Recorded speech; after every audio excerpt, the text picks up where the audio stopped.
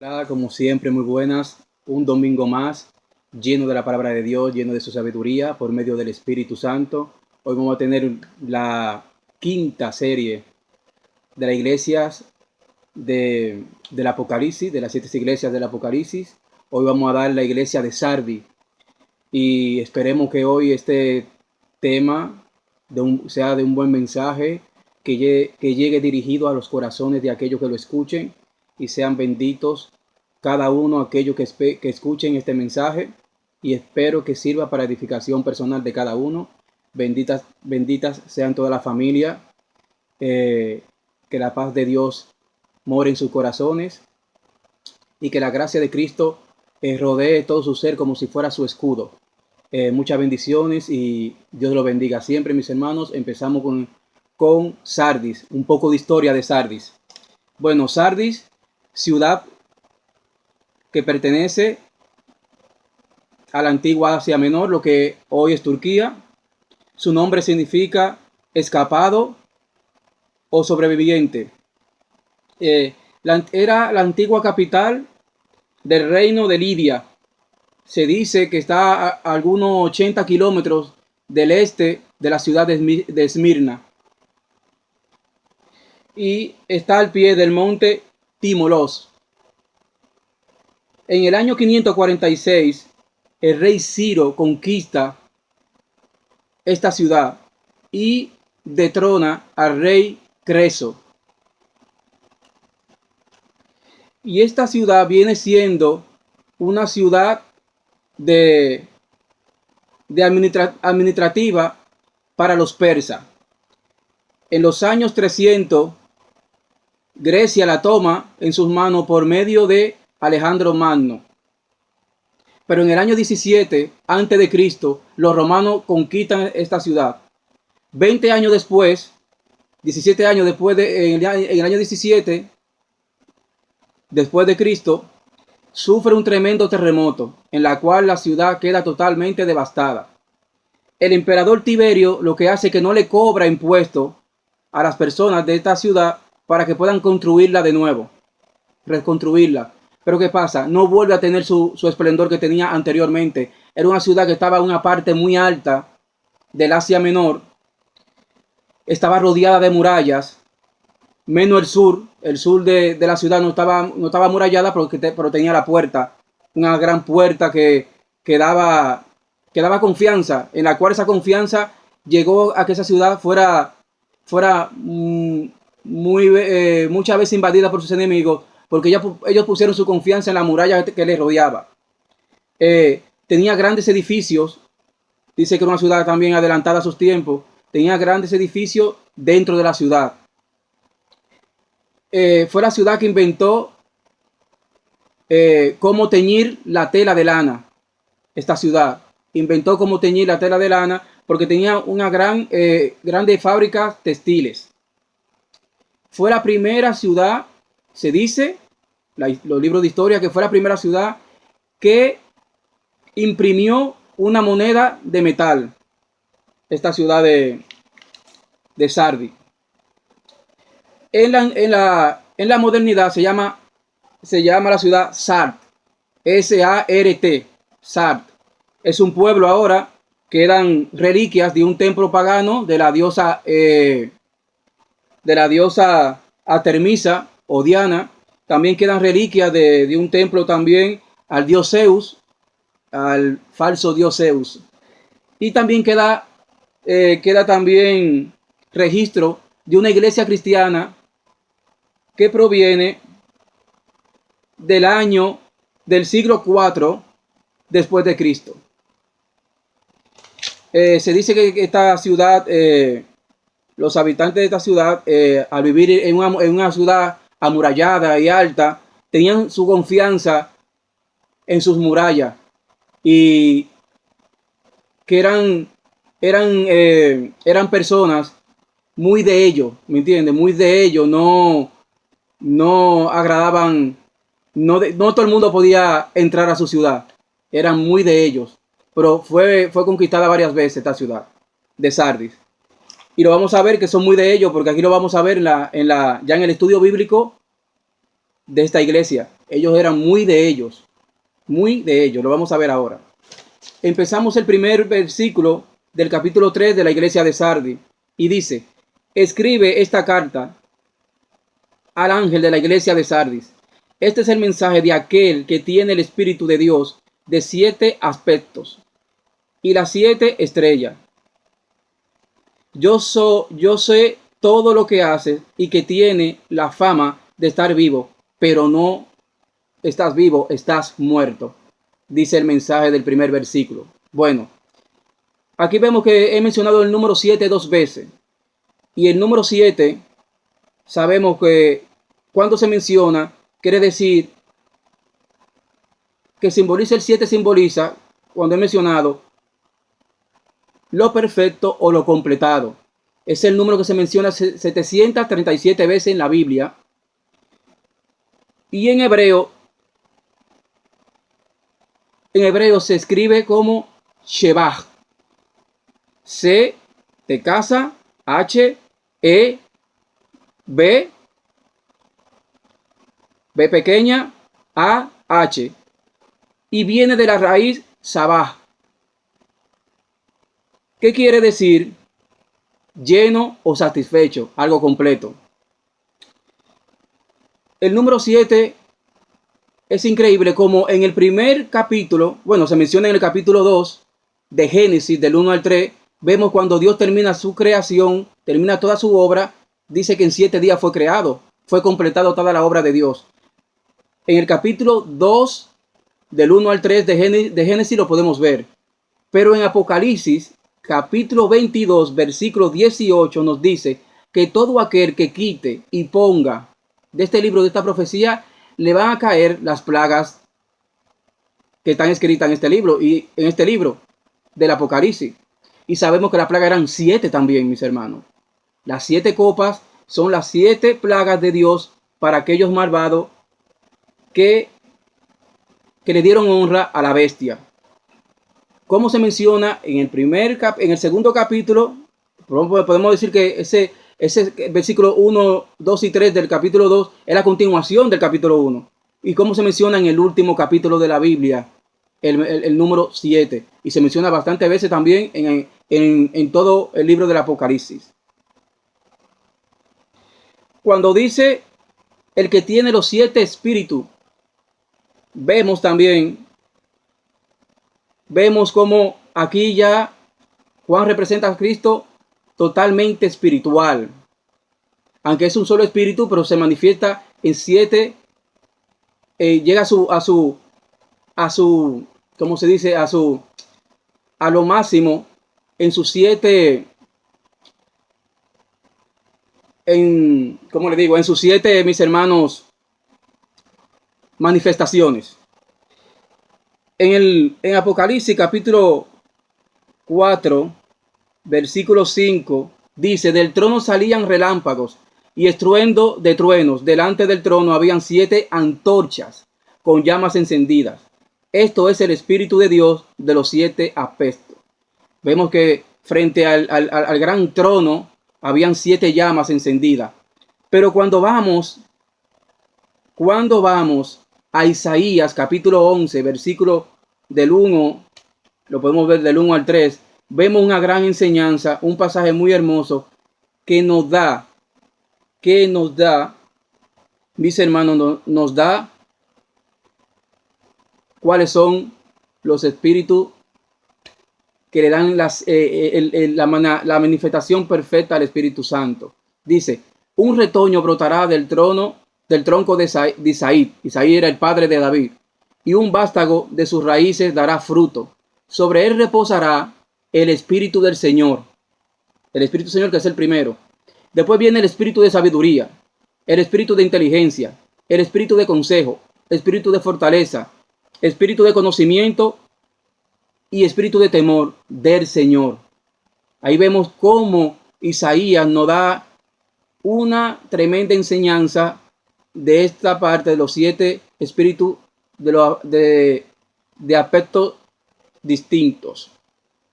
Y dice el versículo 3: él se deleitará en el temor del Señor, no juzgará lo que vean sus ojos, ni arbitrará por lo que oiga sus oídos.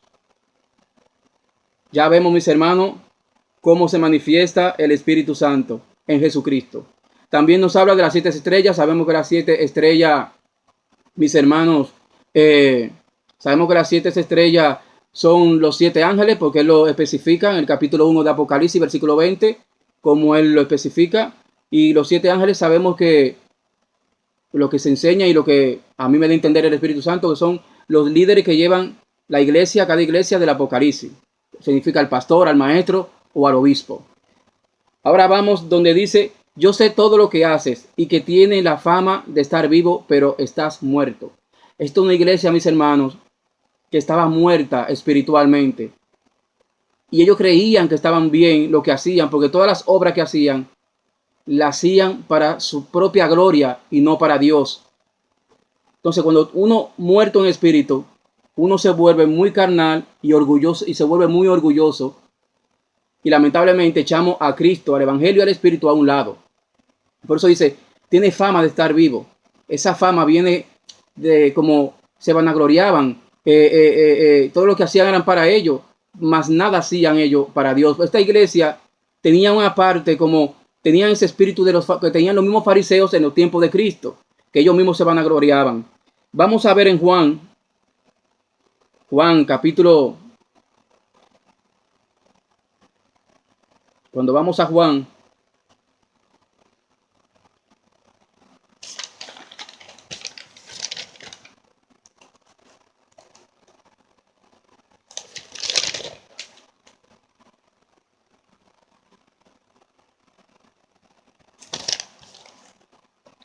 Juan capítulo 7.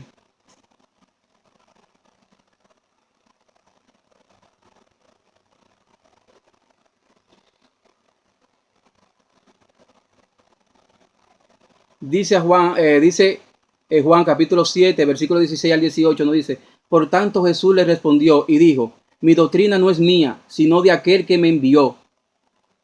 Le está contestando Jesús: si alguien quiere hacer su voluntad, conocerá si mi doctrina proviene de Dios o si yo hablo por mi propia cuenta. Y dice aquí, para los que se vanaglorian, para los que se glorian de las cosas que Dios le da, de los dones que Dios le da, le dice: el que habla de sí mismo busca su propia gloria. Esto hacía esta iglesia. Ellos mismos buscaban su propia gloria. No hacían nada en el nombre de Dios, ni le daban la autoridad a Jesucristo como la cabeza de la iglesia. Lo vemos también en Lucas capítulo 6. Lucas capítulo 6 también lo vemos. Versículo 26.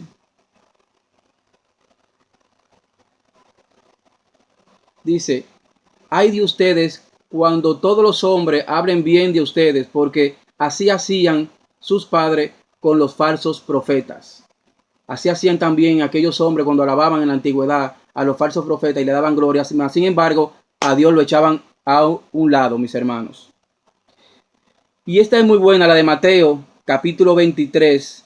Mateo 23, ahí también nos da una enseñanza muy buena también. Mateo 23. Mateo 23 dice: entonces habló Jesús a la multitud y a sus discípulos, diciéndoles: los escribas y los fariseos están sentados en la cátedra de Moisés. Así que todo lo que les digan, háganlo y guárdenlo, pero no hagan según sus obras, porque ellos dicen y no hacen. Atan cargas pesadas y difíciles de llevar y las ponen sobre los hombros de los hombres, pero ellos mismos no las quieren mover ni aun con el dedo. Más bien hacen todas sus obras para ser visto por los hombres. Ve, lo mismo que hacía esta iglesia de Sardis. Todo lo que hacía, lo hacía para ser visto por los hombres, no para la gloria de Dios. Por eso estaba muerta espiritualmente. Le dice: estás muerta. Tu fama es banal, tu fama es pasajera, porque no es la que te va a dar la eternidad. Y esta iglesia, si no se arrepentía, como vamos a ver, ya sabemos lo que iba a pasar con ella. Pero gracias a Dios siempre hay un remanente en cada iglesia. Aunque haya malos servidores, hay buenos que dan fruto de verdad. ¿Y, y qué va a pasar con estas personas? En Mateo 7 nos especifica qué le va a pasar a aquellas personas que hacen las cosas a su manera, creyendo que la hacen para Dios, cuando no la hacen para Dios, la hacen para ellos mismos. Y dice en Mateo 7, versículo 21 al 25, dice: no todo el que me dice Señor, Señor entrará en el reino de los cielos, sino el que hace la voluntad de mi Padre que está en los cielos. Esa es una. Muchos me dirán en aquel día: Señor, Señor, profetizamos en tu nombre echamos demonios, y en tu nombre no hicimos muchas obras poderosas. Entonces yo les declararé: nunca lo he conocido, apártense de mí, obradores de maldad. Si esta iglesia no se arrepentía de tal manera de vivir, eso iba a pasar con ellos. Obradores de maldad, no iban a entrar al reino de Dios. Pero bueno, vamos a ver, yendo ahora al segundo versículo, vemos que Jesús le va dando poco a poco su misericordia. Dice en el versículo 2: despierta, fortalece lo poco que te queda, porque hasta lo que queda está a punto de morir. Veo que tus acciones, tus obras, no cumplen con los requisitos de mi Dios. Bueno, aquí habla de despierta. Despierta viene de la palabra hebrea ur. De la palabra hebrea ur. U-R, ur. ¿Y qué quiere decir? Iniciar algo.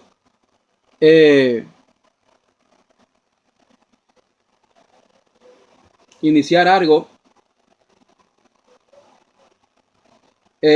Motivar o provocar a una persona que se incentive, levantar o abrir los ojos. ¿Qué pasa? Esta iglesia estaba dormida. Tiene que estar dormida porque el Espíritu Santo no permanecía en ella, ¿me entiende? Entonces, ¿qué nos quiere decir? ¿Qué nos quiere enseñar Jesucristo aquí? Cuando le dice que despierte de esa vanidad, despierta de esa hipocresía, de esa falsa fama que viene invocada por los hombres y no viene de Dios. No viene de Dios. No viene una falsa fama que no es la correcta que debemos. Nosotros no tenemos que ser famosos, nosotros tenemos que darle gloria a Dios en todo lo que hagamos, en toda obra, en todas acciones que hagamos, siempre en nombre, siempre sea la gloria de Dios en el nombre de Jesucristo, cada obra que hagamos. En Éfeso hay una enseñanza también, un pasaje que nos habla en el capítulo 5, del versículo 10 en adelante. Él dice que aprueben lo que es agradable al Señor y no tengan ninguna participación en las infructuosas obras de las tinieblas, sino más bien denunciarla. Porque da vergüenza aún mencionar lo que ellos hacen en secreto. Pero cuando son denunciadas, todas las cosas son puestas en la evidencia por la luz. Pues lo que hace que todo sea visible es la luz. Porque dice: despiértate, tú que duermes, y levántate de entre los muertos, y te alumbrará Cristo. Esta iglesia no andaba en la luz de Cristo. Esta iglesia andaba en tinieblas. Muchos de ellos, porque más adelante veremos, muchos de ellos andaban en tinieblas porque no daban el testimonio que tenían que dar. No lo daban. Estaban dormidos en un laurel, que si Jesucristo no interviene por esa iglesia, por iglesia también que tienen esa forma de vivir como Sardi, y también muchos también obreros también de Cristo, también que tienen esa forma de Sardi, si no despertamos, a veces tenemos cosas que no despertamos, tenemos que despertar totalmente y avivar ese Espíritu Santo que vive en nosotros, ese fuego, esa llama, hay que avivarla. No podemos ser perezosos, ni ser tibios, ni dormirnos en este tiempo, que la cosa es tan difícil en este mundo. Hay que estar totalmente activo. Después dice: fortalece lo poco que te queda, porque hasta lo que te queda está a punto de morir. Bueno, Sardi era una iglesia estaba débil espiritualmente. ¿Y quién es aquel que nos puede fortalecer en los momentos débiles? ¿Quién es aquel que nos levanta por medio de su Espíritu Santo, por medio de su palabra, en nuestro Señor Jesucristo? Nuestro Señor Jesucristo, nuestra debilidad, es que aquel que nos puede levantar por medio de su Espíritu Santo que vive en nosotros. En Filipenses sabemos, en Filipenses capítulo 4, versículo 13 nos dice que solo en Jesucristo está nuestra fortaleza. En Tesalónica capítulo 5, versículo 11 nos dice, fortaleceos unos a otros. Fortaleceos unos a otros, lo dice aquí, fortalece lo poco que te queda, porque se está perdiendo, lo poco bueno que tenía esta iglesia de Sardis, se estaba perdiendo. Entonces dice, fortalece los pocos miembros que te quedan ahí, fortalécelo en la palabra por medio del Espíritu Santo. Y el Salmo 51 nos enseña algo también nos enseña una enseñanza de cómo David le clama a Dios que no quite su Espíritu Santo de él, porque el Espíritu Santo es algo que bajo el cielo de Dios para nosotros tiene que ser primordial. Nos dice, Salmo 51, del 10 al 12, nos dice, cree en mí, oh Dios, un corazón puro y renueva un espíritu firme dentro de mí. No me eches de tu presencia, ni quites de mí tu Santo Espíritu. El 12, devuélveme el gozo de tu salvación y un espíritu generoso me sustente. Sin el Espíritu Santo, mis hermanos, que nos fortalece, totalmente estamos perdidos en esta tierra. Porque nos da fe, nos da amor, nos da carácter, que necesitamos carácter en este tiempo. Necesitamos carácter porque en este tiempo vemos los tiempos que están muy confusos. Y si no estamos viviendo bajo el Espíritu Santo, ser guiado por Él, totalmente caemos en el engaño. Fácilmente caemos en el engaño.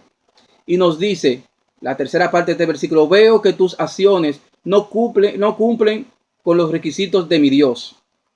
Bueno, como una iglesia espiritualmente muerta puede hacer las obras de Dios correctamente. Sabemos que las obras sin el Espíritu Santo no las podemos hacer correctamente a los ojos de Dios. Porque el Espíritu Santo es el que nos sustenta, el que nos mantiene firme, el que nos mantiene firme la fe, para que nuestras obras sean agradables a Dios. Y así no sean obras muertas. En Santiago nos enseña, Santiago nos enseña en su capítulo 2, un buen mensaje que nos ayuda bastante. En su capítulo 2, versículo 26, nos dice, porque tal como el cuerpo sin el espíritu, hablamos del espíritu de nuevo, está muerto, así también la fe sin obra está muerta. Sin espíritu nuestro cuerpo está muerto. ¿Y qué obra podemos hacer agradables a Dios? Ninguna. Ninguna obra podemos hacer agradables a Dios. Y nos enseña Tito en su capítulo 1, Tito capítulo 1, versículo 16, a los que profesaba esta iglesia, se alardeaba, pero no hacía nada. Dice, profesan conocer a Dios, pero con sus hechos lo niegan. Son abominables, desobedientes y reprobados para toda buena obra.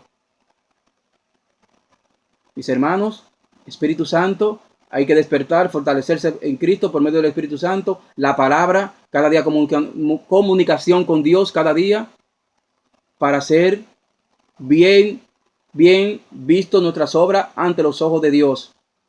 El Espíritu Santo, fundamental, mis hermanos, fundamental.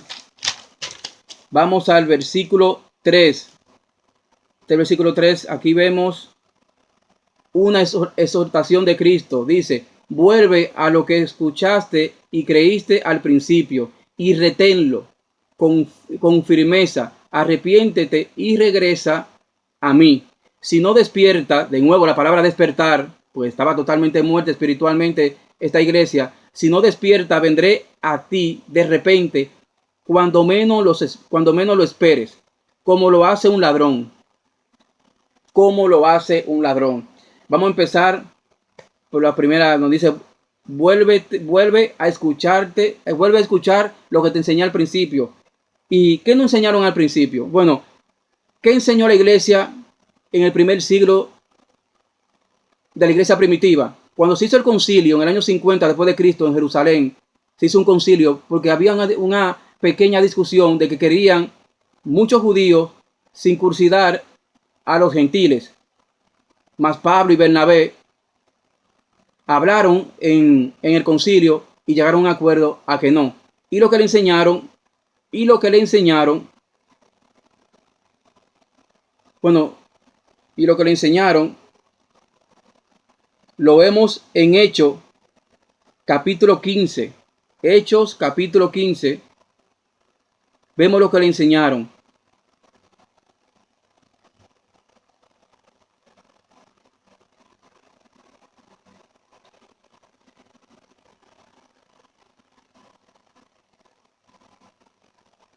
Porque dice el capítulo 15, versículos 28 y 29.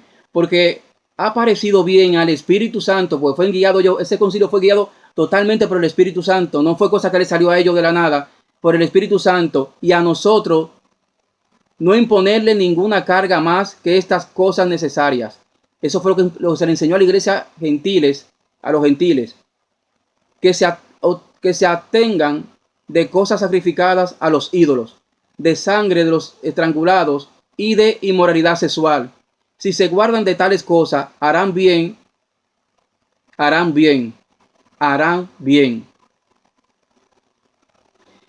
Eso fue lo que se le enseñó a la iglesia a los gentiles. No cosas que se han inventado los hombres de este tiempo, poniéndole carga a los hermanos más de la cuenta. Eso fue a nosotros los gentiles que somos de la iglesia gentiles. Eso fue lo que se nos enseñó. Después se nos enseña también en Corintios capítulo 15 algo muy importante que se le enseñó a todas las iglesias. Y es el evangelio de Jesucristo, su muerte y su resurrección.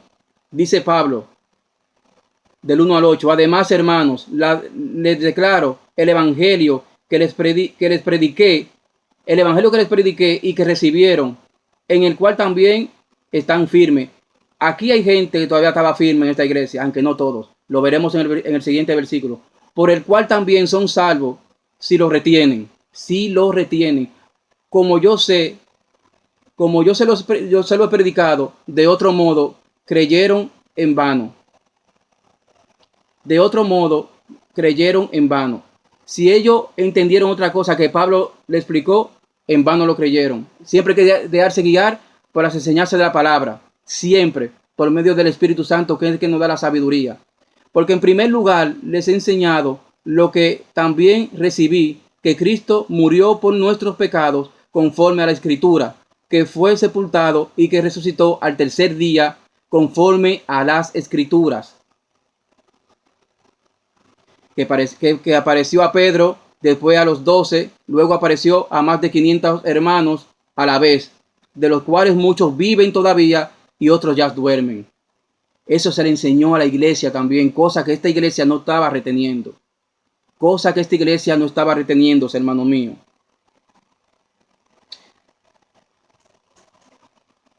Y dice también cuando retiene, en Tito 1:9, nos dice también que retengamos la palabra de Dios. Hay que retenerla, porque si la palabra de Dios no la retenemos, vamos a vivir totalmente vacío. Esta iglesia era una iglesia vana, una iglesia que era apariencia nada más, pero cuando una iglesia es apariencia y es vana, quiere decir que es algo que será una iglesia que no perdurará, una iglesia que terminará desapareciendo, porque no tiene una doctrina verdadera y sana, la cual nos enseñó Jesucristo como el primer fundamento, después guiándonos por los apóstoles. Nos dice también,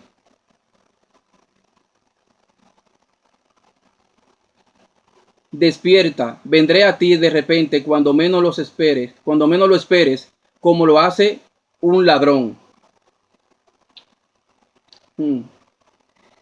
Sardis fue una iglesia Sardis fue una iglesia que en realidad, que en realidad necesitaba despertar, necesitaba este azote de Jesucristo, porque si no iba a perecer. Pero gracias a un remanente que quedó en esa iglesia, Jesús tiene misericordia de esta iglesia y le envía este mensaje. Tenía una fama invocada por hombres que era una fama pasajera. ¿Por qué? Porque aquí vemos que ellos vivían en sus laureles, ellos pensaban que todo estaba bien, estaba todo correcto para ellos, mas sin embargo no era así. Jesús le da una exhortación de que despierten y que velen en la palabra. Cuando vamos a Marcos capítulo 13,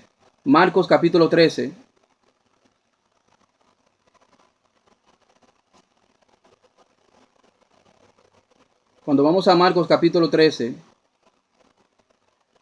versículo 33 y 34, dicen como dicen, miren y velen, porque no saben cuándo será el tiempo. Será como el hombre que al salir de viaje dejó su casa y dio autoridad a sus siervos, nosotros, a cada uno su obra, y al portero mandó que velase.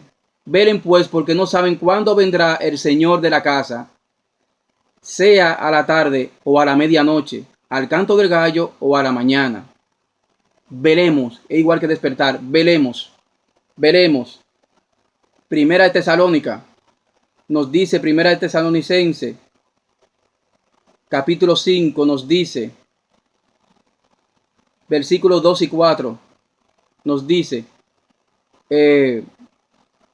cuando digan paz y seguridad, entonces vendrá la destrucción de repente sobre ellos, como vienen los dolores sobre la mujer que da a luz, y de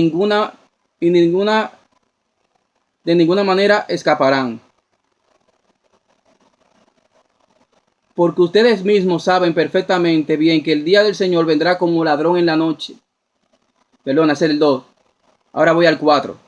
Pero ustedes, hermanos, no están en tinieblas, como para aquel día los sorprenda como un ladrón. Aquí, como le dije anteriormente, aquí hay unas personas que están rectas, pero hay unas cuantas personas que están en tinieblas, pero hay muchas personas que están rectas aquí y hacen la voluntad de Dios. Y Mateo también 24, versículos 42 y 44 nos habla también de que velemos para cuando venga el ladrón en la noche no estemos durmiendo. Nos dice, ¿por qué? Por lo tanto, debemos de estar despiertos para no caer en la trampa de este mundo caído y enfermo por el pecado. Debemos despertar para no caer en la trampa de este mundo que está enfermo y en pecado. Vamos al versículo 4.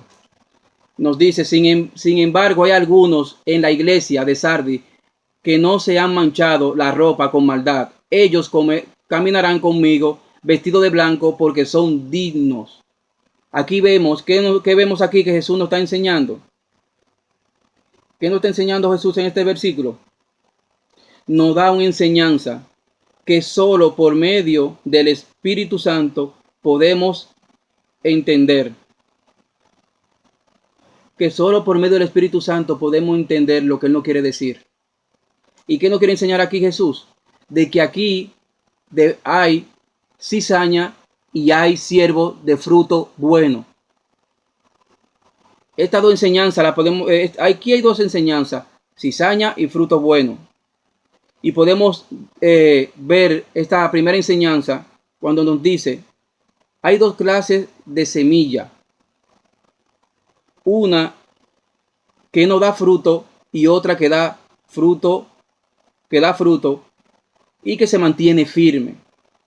Lo podemos encontrar en la parábola del sembrador, en Lucas capítulo 8, 11, 15, Mateo 13, 18, 23 y Marcos 4,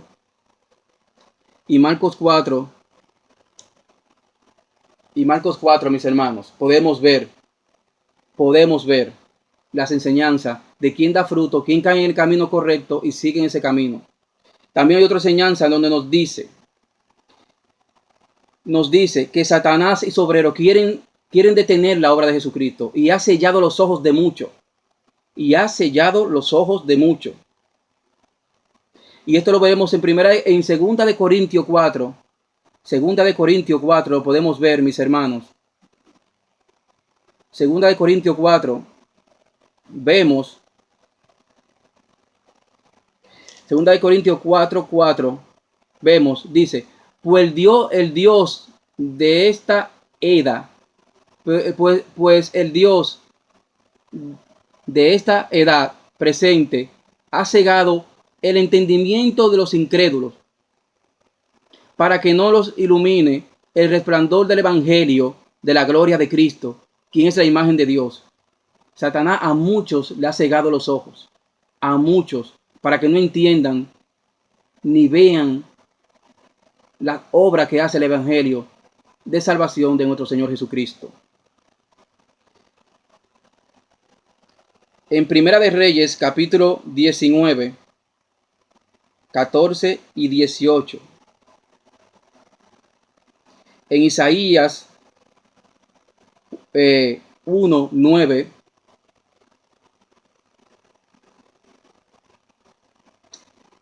Vemos enseñanzas para que veamos, mis hermanos, cómo Satanás no puede destruir la obra de Dios. Siempre hay un remanente vivo en cada iglesia, siempre va a haber un remanente. Lo vemos en Mateo cuando Jesús le dice a Pedro, le dice, y en esta roca edificaré mi iglesia, y las puertas del infierno no prevalecerán sobre ella. Eso quiere decir que la obra de Dios Satanás no la puede destruir, no la puede estancar, no la puede ni va a poder. Pero sí en la iglesia hay cizaña, mis hermanos. Así como hay gente que da fruto verdadero, hay cizañas, mis hermanos. Por eso Jesús le dice, hay muchos tuyos que caminarán conmigo en blanco porque no se han ido a la banalidad que tenía esta iglesia y a la vanagloria. Eso lo podemos ver también Primera de Reyes 19, 14, como le dije, 14 y 18, en Isaías 1:9, también donde queda un remanente también. Vemos también en Mateo 16, 14, 18 también, y Mateo 5, 13, 16, cuando nos dice que nosotros somos la sal del mundo, somos la luz del mundo. Y por esta luz y por esta sal que la iglesia, Dios tiene misericordia de este mundo. Dios tiene misericordia de este mundo por esta sal que hay en la iglesia, mis hermanos. Por esto Dios tiene misericordia de este mundo. Ahora vamos al versículo 5, donde nos dice, todos los que salgan vencedores serán vestidos de blanco. Nunca borraré sus nombres del libro de la vida, sino que anunciaré delante de mi Padre y de sus santos ángeles que ellos me pertenecen.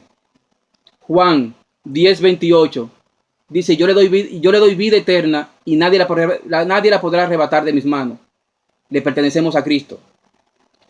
Primera de Juan 5:4-5. Todo que es hijo de Dios vence al mundo. ¿Y qué vence al mundo? Nuestra fe. ¿Y cuáles son los que vencen al mundo? Los que creen que Jesucristo es el Hijo de Dios. Primera de Juan 5:4-5. Apocalipsis 21:7. Y dice, y todos los que venzan heredarán todas estas cosas. Apocalipsis 20:15.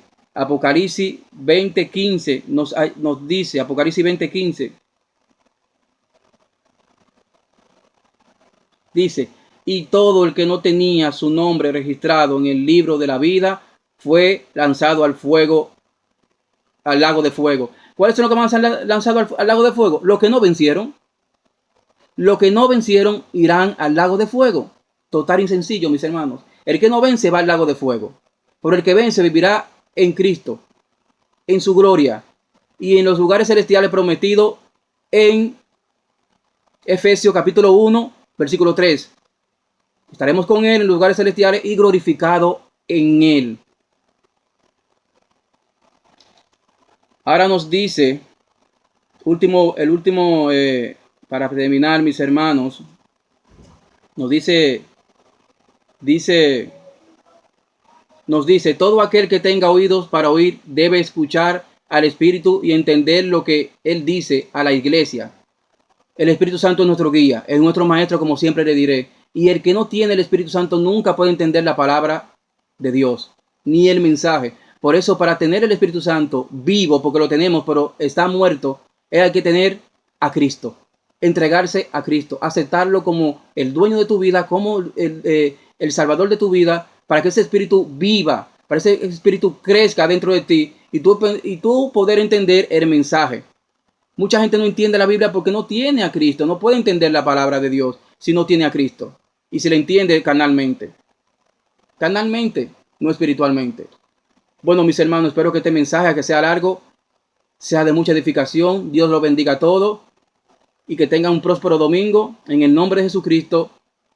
Amén. Y solo en Cristo hay vida eterna. Solo en Él.